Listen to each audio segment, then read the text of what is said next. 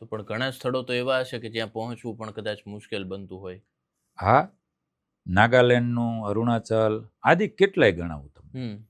કે એમ માનો કે 45 નાગાલેન્ડના પહાડ ઉપર આપણે કામ 2 ભવન બનાવ્યા, તો 45,000 રૂપિયા તો એક ટ્રકનો કાર્ટિંગ લાગે.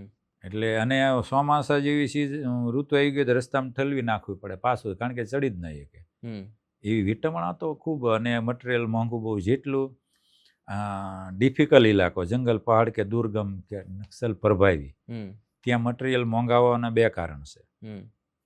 એક તો ત્યાં મટીરિયલ લઈ જવું વેપારીને એ પણ કઠણ હોય. ઘણા મટીરિયલ એવા હોય ત્યાંથી પ્રાપ્ત ન થાય, ઘણા પ્રાપ્ત થતા હોય.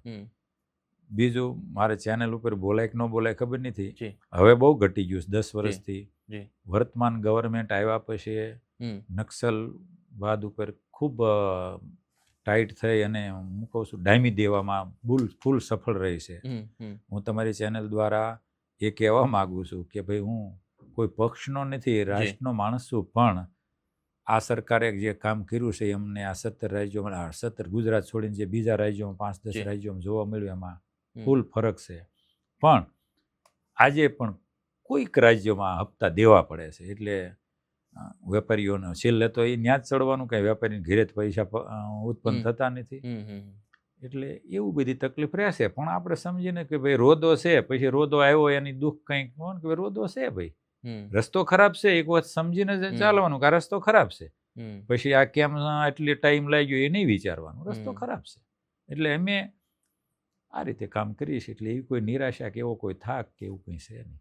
બરાબર. અને જે ટ્રસ્ટ આટલું સારી રીતે ચાલે છે, તો એમાં જે આપે કીધું કે કર્મયોગીઓની ખૂબ મહેનત છે, તો એ કર્મયોગીઓ કેટલા છે અને ટ્રસ્ટમાં એનું મહત્વ કેટલું?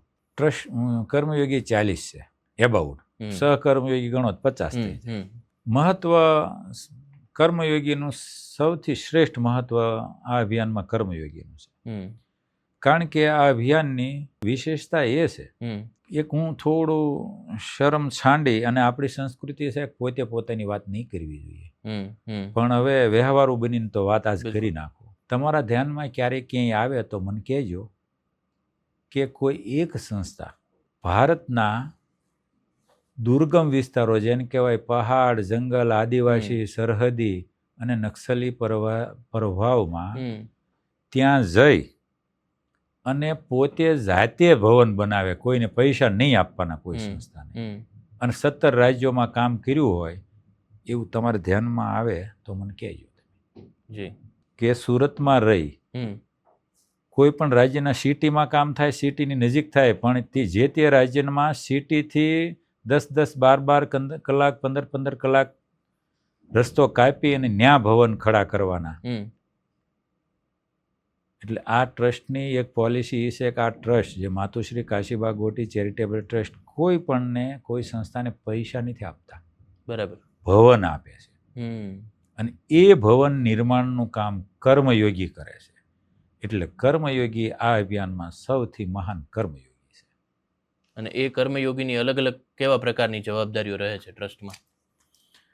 અલગ અલગ જવાબદારીમાં એવું છે. એક અલગ કે ભાઈ જે કંઈ, ચલો કે મેં તમને કીધું કે અમે 2 પાસ કરી, 5 મેં કીધું 5ની વિઝિટ કરી, 3 નપાસ થઈ, 2 પાસ થઈ, એટલે એને અમે રૂબરૂ બોલાવીએ છીએ.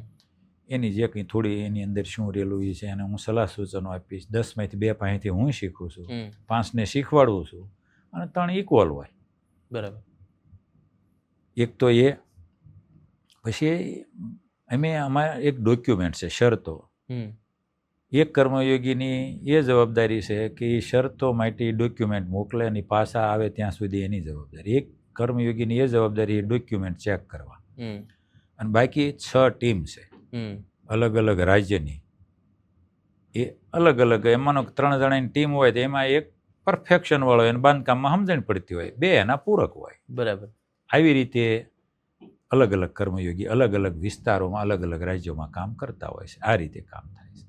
અને પછી જ્યારે આપે કહ્યું કે 50% જે રકમ હોય એ ટ્રસ્ટ દ્વારા એને આપવામાં આવતી હોય અને બાકીની 50%માં કોઈ સહયોગી દાતા મળતા હોય છે, તો ક્યારે એવું બને ખરું કે દાતાની એવી ઈચ્છા હોય કે ભાઈ જે હું જ્યાં કહું છું ત્યાં સ્કૂલનું નિર્માણ થાય? થોડી હોય છે.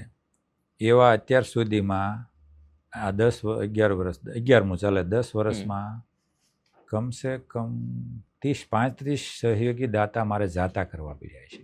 કારણ કે સહયોગી દાતા કે ત્યાં જો ભવન બનાવીએ તો આખું ભવનની દિશા બદલાઈ જાય.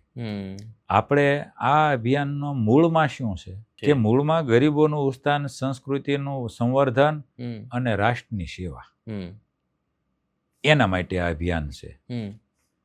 તો એ લક્ષ્યથી ભટકી ન જવાય એટલે કોઈ સહયોગી દાતા આગ્રહ રાખે તો હું એમને કહું કંઈ નહીં, કયો છો ત્યાં કદાચ કોઈ ડિમાન્ડ આવશે ને અમારે બનાવવાનું થશે તો હું તમારો સંપર્ક કરીશ. એવી રીતે. બાકી તો મોસ્ટલી બધા તૈયાર જ હોય છે, કારણ કે સૌ કોઈના હૃદયમાં મારા સહયોગી દાતા, અમારા અભિયાનના સહયોગી દાતાના હૃદયમાં કરુણા, દયા, રાષ્ટ્રવાદ અને સંસ્કૃતિની સંવર્ધન માટે ઈચ્છાઓ રહેલી જ છે. આ રીતે ચાલે છે.